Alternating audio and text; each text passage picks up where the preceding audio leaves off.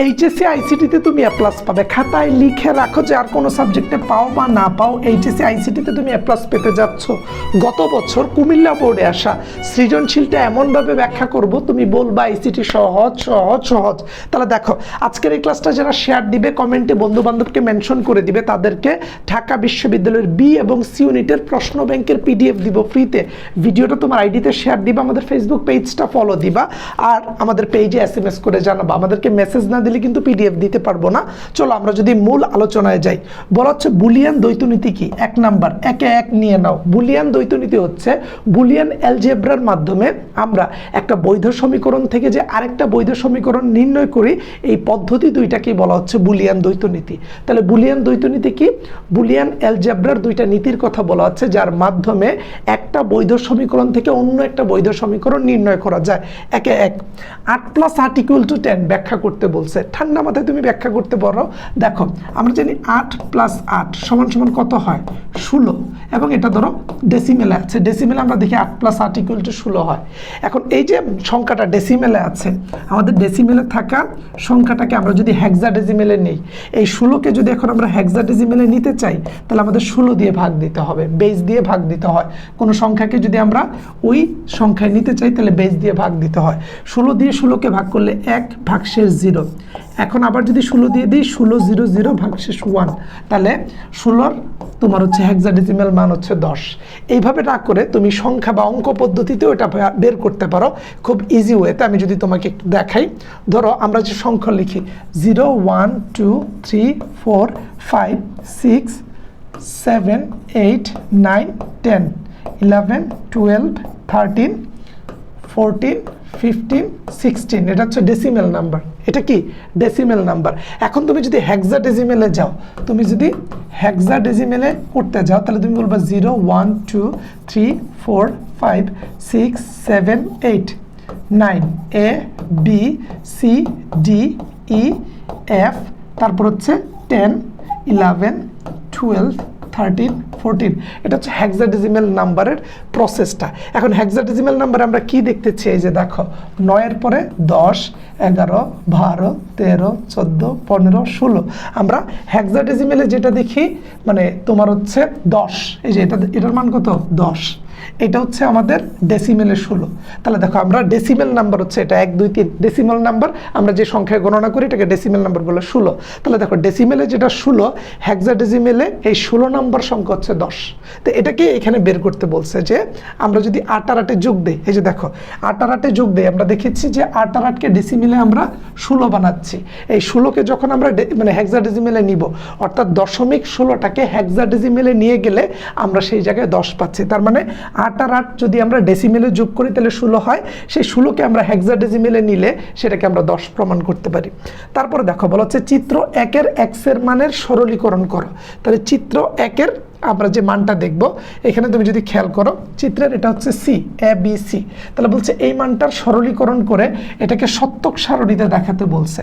তাহলে মানটাকে যদি আমরা সরলীকরণ করি, তাহলে এটাকে দেখছি আমরা, এটা হচ্ছে তোমার কি কেটে আছে বলো? এটা আছে তোমার নর গেটে আছে, যেহেতু এখানে যুগের চিহ্ন আছে। তাহলে দেখো আমরা এখানে বলছি a + b, এখানে যে a + b তারপরে আছে নট, a + b এর পরে কি আছে? নট। তারপর আমরা দেখছি আবার আছে প্লাস, এই যে এখানে প্লাস আছে, এখানে দেখছি b + c, b + c, তারপর এটার উপরে আছে নট, এই যে b + c এর উপরে নট আছে, আর পুরোটা আবার নটের কাজ করেছে। এই যে এইটা হচ্ছে আমাদের মূল মানটা, এটা হচ্ছে x এর মান আমরা এখান থেকে বের করেছি a b নট। এই যে a + b নট, যেহেতু অর গেট মানে যুগের কাজ বোঝায়, অর গেট মানে কি? যুগের কাজ বোঝায়। আর যেহেতু নর আছে তাই এটাকে আমরা এই যে উপরে নট করলাম। তার মানে আমরা শুরুতেই এই নর গেটটাকে নিয়ে গেলাম, অর গেটকে নর গেট বানালাম।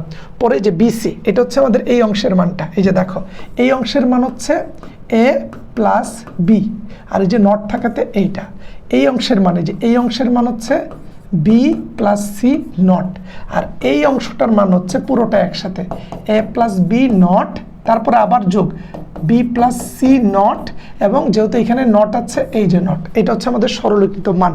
এখন এইটাকে বলা হচ্ছে আমরা সরলীকরণ করে সত্যক সারণীতে, অর্থাৎ এটাকে আরও ছোট করতে হবে, করে সত্যক সারণীতে নিব। আমরা গ নাম্বার প্রশ্নের ব্যাখ্যাটাতে যদি যাই, দেখি আমাদের এখানে কি থাকতেছে। দেখো আমরা গ নাম্বার প্রশ্নটাতে যদি যাই, আমরা কি পাচ্ছি? আমরা পাচ্ছি এ প্লাস বি, তারপরে পাচ্ছি প্লাস বি প্লাস সি, এই যে আমাদের মান, এবং পুরোটা হচ্ছে আমাদের নট গেট দিয়ে যুক্ত আছে। তাহলে এটাকে আমরা যদি একটু ঠান্ডা মাথায় বের করি, তাহলে আমরা এটাকে কি বলতে পারি? আমরা বলতে পারি এ, এই যে এখানে আমাদের যে মানটা আছে, আমরা এটাকে আলাদা করে দিতে পারি, এ প্লাস বি, বি এরপরে ইন্টু দিয়ে আমরা বি প্লাস সি, এই যে পুরোটাকে আলাদা করে গুণ করে দিলাম। এখন আমরা যে মানটা পাচ্ছি এ প্লাস বি, তারপরে ইন্টু বি প্লাস সি। এখন আমরা এটাকে গুণ করে দেব, গুণ করলে কি পাই? এ বি, এ দিয়ে বি গুণ করলে এ বি, তারপর হচ্ছে এ সি। এরপর আমরা যদি বি দিয়ে গুণ করি বি বি, আর হচ্ছে বি সি। এখন যদি ঠান্ডা মাথায় দেখো, আমরা যদি এখান থেকে আলাদা করি A B plus A C, আর বির সাথে বি গুণ করলে বি ইন্টু বি সমান সমান 1, তাহলে এখানে আমরা বলবো 1, আর এখানে আমরা লাস্টে পাবো বিসি। এখন দেখো আমরা যদি আলাদা করে ফেলি এই জিনিসটাকে, এ বি তারপর হচ্ছে 1 প্লাস বিসি, আর আমরা আলাদা করে দিলাম এসি। আমরা কি আলাদা করে দিলাম? আমরা এসিটাকে একটু সাইডে আলাদা করে দিলাম, ঠিক আছে। আর আমরা এখানে প্লাস, এই যে এখানে তোমার হচ্ছে প্লাস বিসি, হ্যাঁ, ধরো আমরা একটু আলাদা করার জন্য এটাকে আমরা, এখানে আছে আমাদের বিসি আছে প্লাস বিসি, আর এসিটাকে আলাদা করে নিলাম আমরা সরল করার জন্য। এখন আমরা বি কমন নিব, বি কমন নিলে আমরা এখানে পাচ্ছি এ প্লাস 1, তারপরে এখানে আমরা পাচ্ছি তোমার প্লাস, এই যে বি তো এখানে কমন নিলে এই বি চলে যাচ্ছে, আর এখানে বি চলে যাচ্ছে, আমাদের থাকছে শুধু সি, আমাদের কি থাকছে? সি, আর আমরা পাচ্ছি এসি। এখন যদি আমরা এখান থেকে, আমরা কিন্তু সরল করতেছি, একের এক বসালাম, বি চলে গেলে তো তোমার হচ্ছে এখানে বি চলে গেলে 1 থাকে বা 0 থাকে, মানে থাকে না, 1 দিলেও যা, না দিলেও তা। এখন দেখো বির পরে আমরা যদি হিসাব করি, এর সাথে 1 যোগ করলে 1 প্লাস সি প্লাস এসি, আমরা দেখব যে এ প্লাস 1 ইকুয়াল টু তোমার হচ্ছে আমরা 1 ব্যবহার করি। ঠিক একইভাবে বি, তারপর দেখো 1-এর সাথে সি যদি আমরা যোগ করি সেটা 1ই বসে, প্লাস এসি। তাহলে আমরা ফাইনালি বলি আমাদের মান হচ্ছে বি প্লাস এসি।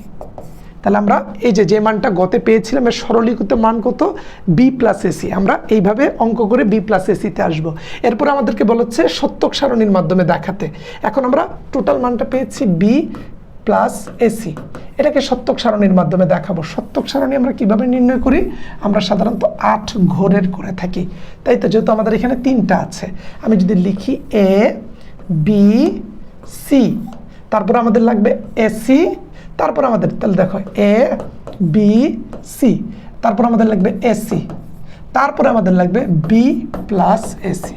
এই হচ্ছে আমাদের মান 0, তারপর হচ্ছে 1 2 3 4 5 6 আর 7।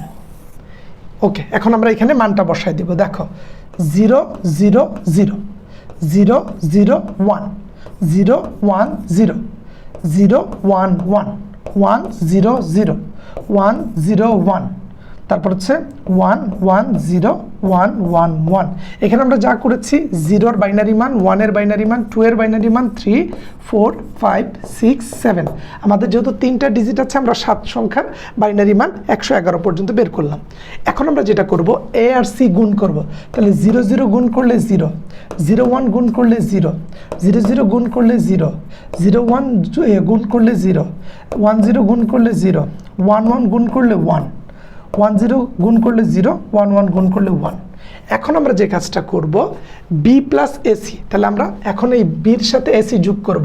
0 0 যোগ করলে 0, 0 0 যোগ করলে 0, 1 সরি এই যে 0 0 যোগ করলে 0, 1 0 যোগ করলে 1, তারপর হচ্ছে 1 0 যোগ করলে 1, তারপর হচ্ছে 0 0 যোগ করলে 0, 0 1 যোগ করলে 1, 1 0 যোগ করলে 1, আর 1 আর 1 যোগ করলে কত? আমরা সাধারণত জানি 1 আর 1-এ আমরা 1ই পাই। আমরা 1 আর 1-এ যোগ করলে কত পাচ্ছি? 1 আর 1-এ যোগ করলে আমরা একই পাচ্ছি, তাই তো? এক আর একে যোগ করলে মূলত 0 আর আমাদের হাতে থেকে ক্যারি, বাট এইখানে আমরা 1 + 1 = 1 লিখছি। তাহলে এই হচ্ছে আমরা সত্যক সারণীর মাধ্যমে এই জিনিসটাকে এক্সিকিউট করে দেখলাম। আমাদের যে b + ac ছিল, এখানে 1 + 1 = আমরা জানি আমাদের 0 এবং ক্যারি থাকে, কিন্তু এখানে আমরা যেহেতু বুলিয়ান অ্যালজেব্রার ম্যাথ করছি, এখানে এই সূত্র অনুযায়ী আমরা 1 + 1 = 1 বসায় দিব, যেটা আমরা এখানেও বসিয়েছি। ঠিক আছে? তো এই হচ্ছে আমাদের b + ac এর মান, এটা বসায় দিলে তোমার 3 এ 3। এখন দেখো আমাদের এই জায়গায় বলছি কি f এর মানের সরলীকরণ করো। এই যে দেখো বলা হচ্ছে f এর মানের সরলীকরণ করো। এই যে দেখো চিত্র 2 এ উল্লেখিত সমীকরণটি শুধুমাত্র NAND গেট দিয়ে বাস্তবায়ন করা সম্ভব, বিশ্লেষণ করো। সো আমরা যেহেতু জানি NAND গেট একটা সার্বজনীন গেট, তাহলে এই গেটটাকে আগে খুঁজে বের করবো এটা কোন গেটে আছে, তারপরে এই গেটটাকে আমরা NAND গেট দিয়ে বাস্তবায়ন করব।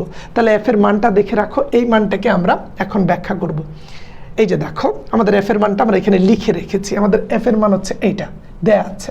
এই f এর মানটাকে আমরা যদি একটু সরলীকরণ করি, আমাদের বলা হচ্ছে যে f এর মানকে NAND গেট দিয়ে বাস্তবায়ন করা সম্ভব। অবশ্যই সম্ভব, কারণ NAND গেট হচ্ছে একটা সার্বজনীন গেট। এখানে দেখো আমরা যদি এই মানের সরলীকরণটা করি, তাহলে আমাদের জন্য সবচাইতে ইজি হবে এই ম্যাথটা নিয়ে আগাতে। এই যে দেখো এখানে আমরা দেখছি ab, যেহেতু আমরা এই যে a এটাকে যদি আমরা আলাদা আলাদা করে লিখি, হ্যাঁ ধরো সহজ করে বোঝানোর জন্যই লিখি, ধরো এখানে আমরা বলতে পারি a double not into b double not, হ্যাঁ প্লাস আমাদের হচ্ছে a প্লাস b নট, আর উপরে আমাদের যে এই নট, এই দুইটা নটকে আমরা আলাদা করলাম, উপরে একটা নট দিলাম। ঠিক আছে, আমরা উপরে নট দিলাম।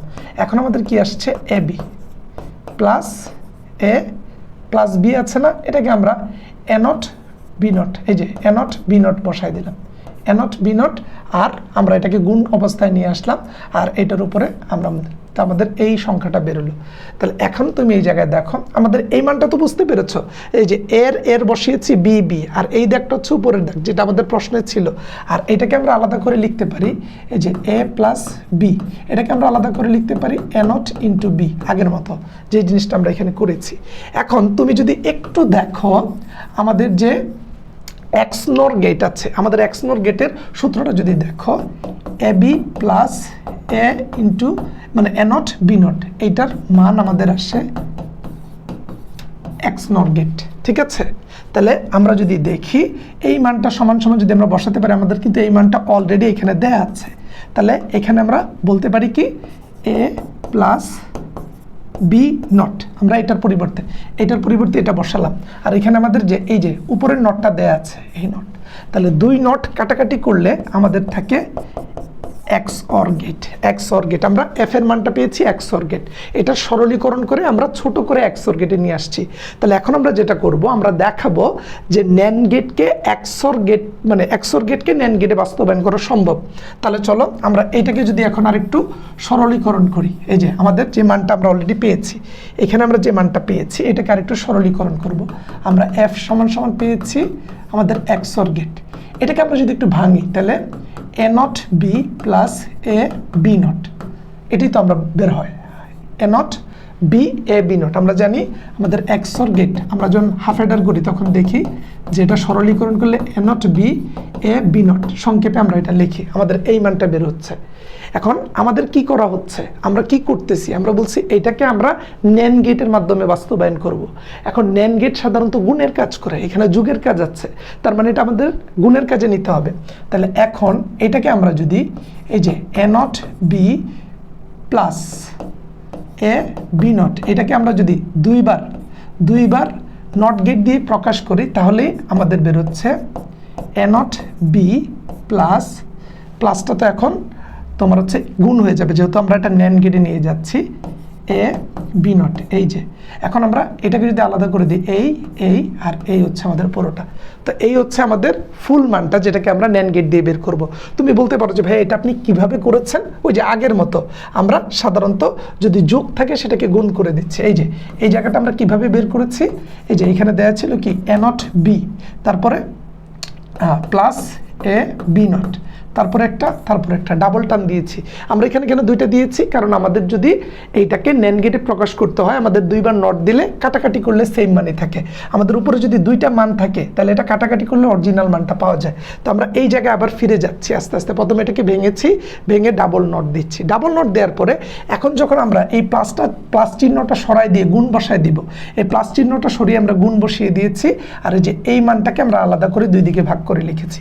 এখন এই মানটা আমাদের NAND গেটে আছে। এই যে আমাদের যে মানে তোমার XOR গেট ছিল, এই XOR গেটটাকে আমরা এখন NAND গেটে, এটা কিন্তু একটা NAND গেটে আছে। এখন এইটাকে আমরা সাধারণত সত্যক সারণীর মাধ্যমে দেখাবো বা লজিক সার্কিট দিয়ে প্রমাণ করে দিব। এই যে দেখো বলা হচ্ছে যে এটাকে গেট দিয়ে বাস্তবায়ন করে দেখাও, যে NAND গেট দিয়ে আমরা এটাকে গেট দিয়ে বাস্তবায়ন করে দেখাবো। তাহলে এই মানটাকে আমরা যদি গেট দিয়ে বাস্তবায়ন করি, আমরা দেখছি A, আমরা দেখছি B এর মান, B এর মান, আমরা এই মানটাকে বাস্তবায়ন করব। ঠিক আছে, ঠান্ডা মাথায় দেখবা। আমরা যদি দেখি A তোমার হচ্ছে, ধরো আমরা দিলাম A নট, শুরুতে আমরা দিলাম A নট, আর এখানে আছে আমাদের B। তাহলে দেখো আমরা শুরুতে পাচ্ছি, আমরা তো NAND গেটে করবো পুরো কাজটা। ওকে, তাহলে আমরা এই জায়গায় কি পাচ্ছি, এই যে দেখো A নট, এই জায়গাটা হচ্ছে A নট। আমি যদি সুন্দর করে বুঝাই দিই তোমার জন্য ইজি হবে।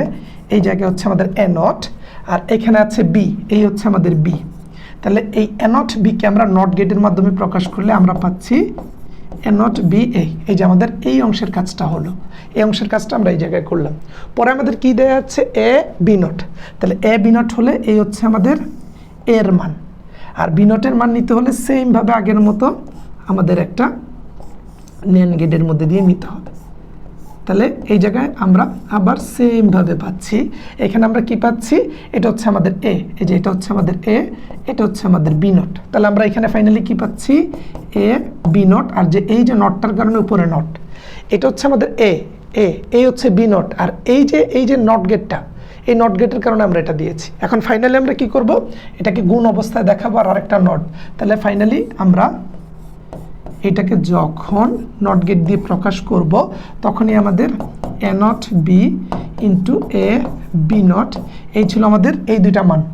এটাকে আমরা আবার নট গেটের মাধ্যমে প্রকাশ করলাম, শেষ, আমাদের অঙ্ক হয়ে গেল 4 এর 4। তো আমরা কি করেছি, F এর মানটাকে সরলীকরণ করেছি, করে আমরা XOR বের করেছি। XORটাকে আমরা NAND গেটে নিয়েছি, তারপর আমরা একেবারে NAND গেট দিয়ে বাস্তবায়ন করে দেখিয়েছি যে কিভাবে সম্ভব। এইভাবে বেসিক টু অ্যাডভান্স ধরে ধরে পড়লে কেন HSC তে A+ আসবে না। পরীক্ষায় তো এই সৃজনশীলগুলো গত বছর এসেছে 25 সালে, মানে লাস্ট ইয়ার, তো এই বছরও তো এইগুলোই দিবে। তো কেউ যদি বেসিক টু অ্যাডভান্স এইগুলোকে ধরে ধরে পড়তে পারে তাহলে তার পক্ষে তো এইগুলাতে খারাপ রেজাল্ট করার কোনো স্কোপ নাই। আর এইগুলোকে আমরা খুব সুন্দর করে পড়াচ্ছি আমাদের HSC টার্গেট A+ ব্যাচে, যেখানে টেস্ট পরীক্ষার পরে ক্লাস হবে। HSC 26 ও 27 উভয় ক্লাস করতে পারবে। দেখো HSC target A+ batch, basic to advance সব শেষ হবে আমাদের এই ব্যাচে। এখানে যারা ক্লাস নেয় সবাই ঢাকা বিশ্ববিদ্যালয়ের শিক্ষার্থী। আমাদের ক্লাসগুলো ফেসবুক সিক্রেট গ্রুপে লাইভে হয়, প্রতিটা ক্লাস রেকর্ডেড থাকে, তাই কোনো ক্লাস মিস করলে বা না বুঝলে তুমি পরবর্তীতে যতবার ইচ্ছা ততবার দেখতে পারবা। আমাদের লেকচার শিটগুলো PDF থেকে নিতে পারবা, ওয়েবসাইটে সাজানো থাকে। দেখো আমাদের এখানে ইংরেজি বাংলা ICT EBI, আমাদের ইংরেজি বাংলা ICT EBI কোর্স হচ্ছে তোমার 1800 টাকা। কত? 1800 টাকা। তুমি অন্য কোথাও ভর্তি হলে দেখবা 2500 টাকা নিচ্ছে, অন্য কোথাও ভর্তি হলে দেখবা 2000 টাকা নিচ্ছে।